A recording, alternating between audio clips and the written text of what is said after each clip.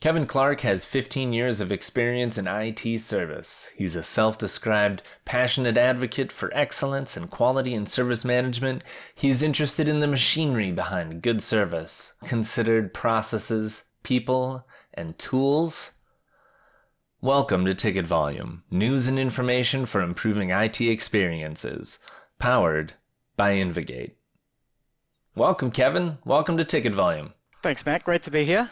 You've got some great experience with HP and a few large and small consulting firms, and I saw on your LinkedIn profile that you took a break for a round-the-world tour, which I really want to hear more about. But before we get into that, with your experience at those various shops, what advice can you give to people that are going from like an internal IT role to maybe what we call the dark side, right? The consulting side of the industry? Do you have any advice you can give to people making to look the jump? I think the important thing with any job really is to try and learn something and take something away from everything that you do. So I've had a weird career. I've done lots of different things and I've done things backwards in some places. I come from a customer service background. So that's where I consider my career to have started when I was working in retail in a supermarket and as a bartender, because that's where I really learned my customer service chops. And I'm of the opinion that you can take those experiences and you can apply them to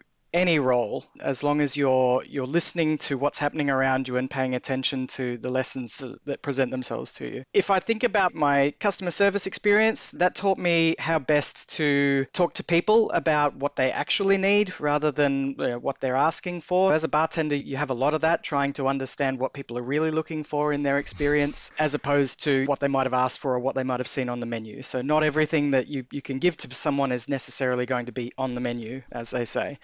And if I talk about like my early IT experience, I started on a service desk. That was my first entry point into IT proper. I was already a customer service professional at that stage. And I think the service desk experience really taught me a lot about how to think logically and work through problems and issues. Those two things have been key to my career. As long as you can put those two things together or put the Lego blocks that you have together, then you should be able to build something greater than where you've come from and where you're going to go.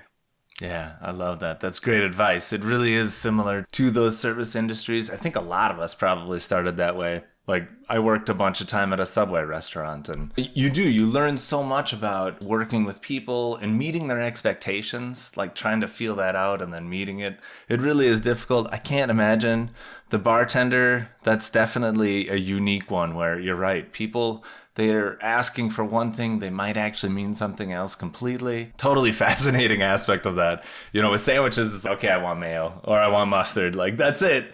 But a lot of times in a bar situation, people are going to be thinking something completely different. I like that. Well, Subway is a great example of a place where process is really strong as well. I said people might not necessarily want what's on the menu. In a Subway, they are constructing the service that they want. They are asking for all the components to be put together in the way that they want it to be done. So there's some strong process lessons in a place like that, and some customer service lessons, I imagine, as well. Yeah, when they say extra pickles, they mean it. You give those people extra pickles. And it's really not that difficult, but you end up reverse engineering a lot of stuff and saying, okay, how can we improve this process? And I was in a unique situation where we had a drive-through and we did delivery, which is really strange for a sandwich shop in the States anyway. Yeah. And so coming up with the forms and making sure we've got checklists so that we don't send the delivery guy out with bad food or the wrong order, and just making sure everything is right. It's similar. It's so similar to everything in IT. And I liked your first point the most. Find something that you like in the role, right? I think that's what you were alluding to at the beginning. If you don't enjoy it, then you should probably be exploring other options. Yep.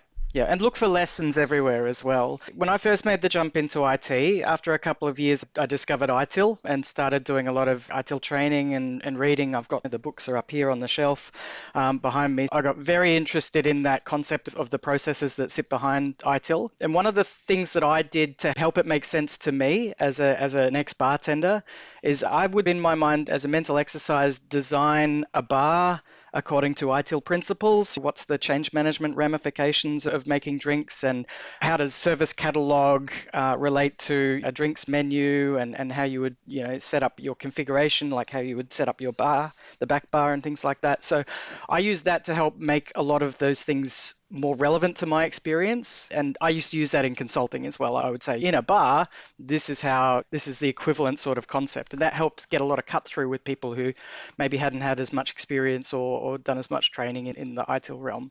Yeah. Yeah, totally. I also see in your history a lot of ESM, enterprise service management, with one role specifically focused on it. And that is it's not necessarily cutting edge anymore for our industry, but it's still something that's really important. And I still feel like there's a lot of work to be done in that space. So what do you think about ESM? Are we making good progress? What do you like about those projects? So I think IT in particular the ITIL world, we've been doing this stuff for a long time, and we've got some really good ideas about how ticket flows work, how processes work, and how categorization could work, and things like that.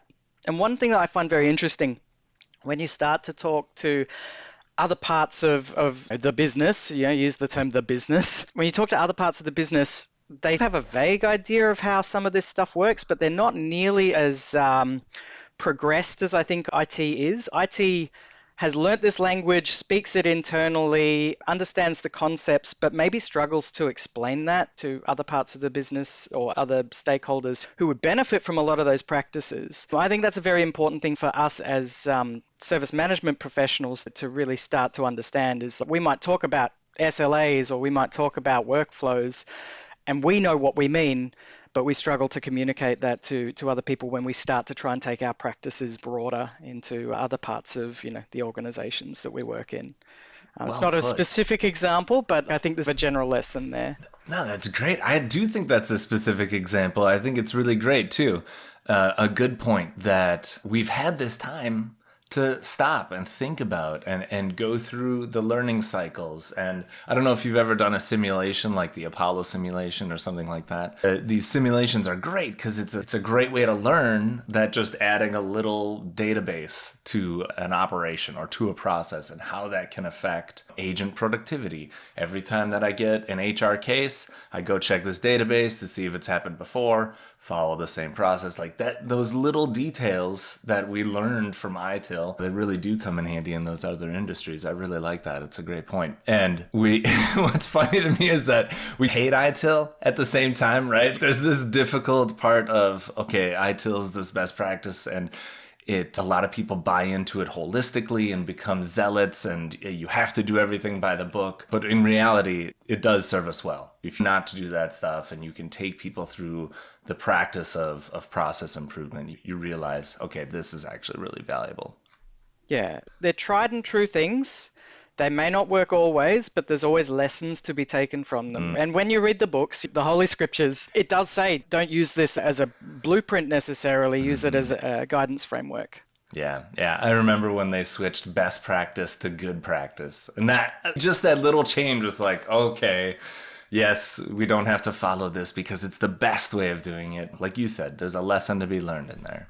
So Yep. what about this 5-month round the world adventure? What happened there? Did you take off from work? Did you actually circumnavigate the globe? Yeah, pretty much. So it was effectively my honeymoon. So I got married in Okay, 2010. congratulations. Thank you. And we waited a little while before we sort of took a time off and decided to go on a big tour of everywhere. We hadn't traveled a great deal here in the Southern Hemisphere. I'm in Australia, obviously, if you hadn't checked the accent. We thought we would take a trip around the Northern Hemisphere and see Europe and America. We did something like 15 countries, maybe. I do have a spreadsheet somewhere that has like everything meticulously documented. So we flew to Europe and spent time in all the sort of normal European countries that you would go to, like England, France, Ireland, Switzerland, everywhere. And then we spent effectively a month in North America, which was great as well, and New York, and what's the other coast? The West Coast. And In California. We drove up from San Francisco all the way to Vancouver, and that was excellent. I have such a love for that landscape. It's a beautiful part of the world. Excellent. Well put. There's probably a lot of Americans listening who haven't done that sort of drive and can highly recommend. I love that coast. All coasts are pretty good in general. But yeah, if you can definitely, what a great opportunity to see some countries. Love that. Some other experiences, you've got HP in your background. Obviously, right now you're working on a ton of ServiceNow stuff. So What do you see as being part of those ecosystems and being in this industry long enough to see those tools mature and change shape? What do you think makes a great solution? What do you think really makes an ITSM solution sing? Wow. Okay. I think they've all been very powerful for a very long time. Having been part of the evolution of a lot of these tools, so I started my tool journey. I think the first tool I would have worked on as an agent would have been BMC Remedy a long, long time ago. I didn't have much visibility into the back end of it and how you go about building it. But soon after that, I moved on to working on the HP Service Desk tool, the OpenView Service Desk tool. And that's kind of the first time I really got my hands dirty doing technical stuff. And I think, the fundamental power of those systems, the workflow based engines with business rules that can drive database behavior, and the strength of the databases behind them. I think a lot of that stuff hasn't really changed. But when you look at platforms like ServiceNow and just the pure spread, I mean, I'm a ServiceNow partner, and I've been working in ServiceNow for a long time, so I tend to be very ServiceNow centric with the way I talk about these things. But the amount of capability that's just been bolted on top of what is fundamentally a workflow database forms engine is incredible.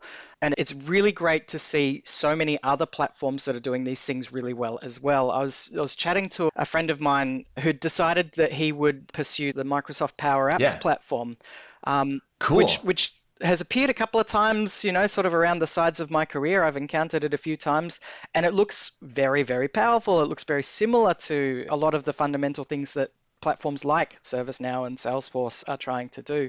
And I think it's excellent that we have so many different options. But I think it's also terrible that we have so many different options. So many businesses are going to struggle to decide which platform that they should hook their business to. And they're probably all good. They're probably all a good choice as long as you architect them well and you have a good plan for how you're going to use them. If you remember, this is a bit of a ramble, so I'm just going to go off on I a love tangent it. a little bit here. Great. Go for it, man.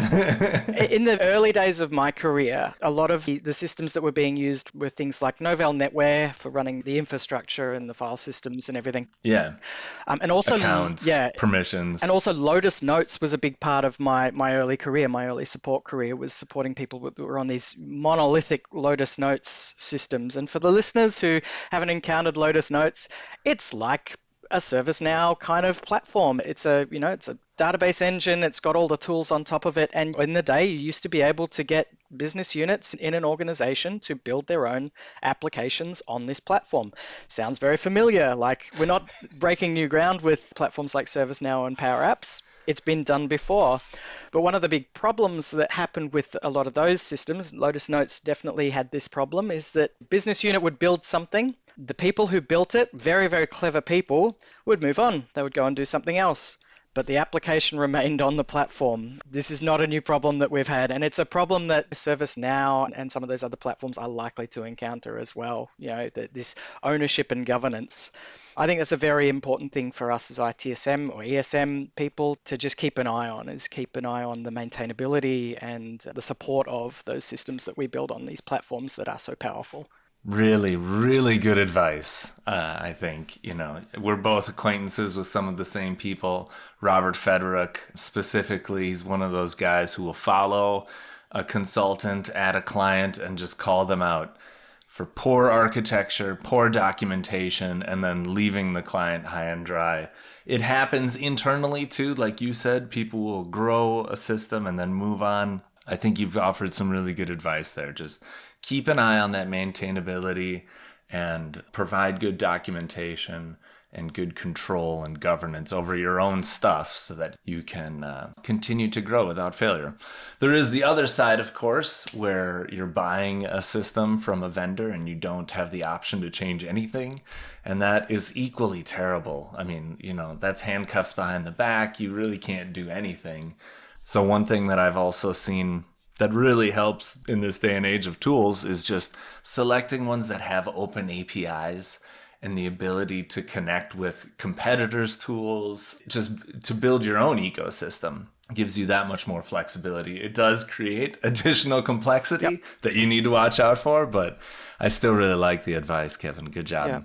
there's value in constraints with a lot of these systems. So as much as they do give you all of the options, I think you have to choose which options you pursue. Like making a decision about what user interface system you're going to use in the ServiceNow world. Are we going to stick to Service Portal? Are we going to invest in doing Next UI sort of stuff? So deciding what your constraints are going to be as a platform provider, as an organization, stick to those constraints, and then you know what rules you can bend, and you can make explicit decisions about when you're going to move around the edges of those constraints that you've decided upon. Exactly. Okay, Kevin, where can people connect with you or learn more? So I'm on LinkedIn, Kevin Clark. There's probably a lot of Kevin Clarks out there. I feel it would be a commonish name. Or also I have my own domain, kevinclark.com.au. So kevin@kevinclark.com.au will get through to me. Excellent. Thank you so much for being a guest, Kevin. No worries. Thanks, Matt. Great to be here. Great having you. And for our audience, thanks for hitting play, and I'll see you around the way. Post a review and send feedback about our podcast, or subscribe on your favorite podcast platforms. I'm your host, Matt Barron. You can find me on LinkedIn and Twitter, Facebook as Matt Barron. Thank you for listening to Ticket Volume, a podcast powered by InvGate.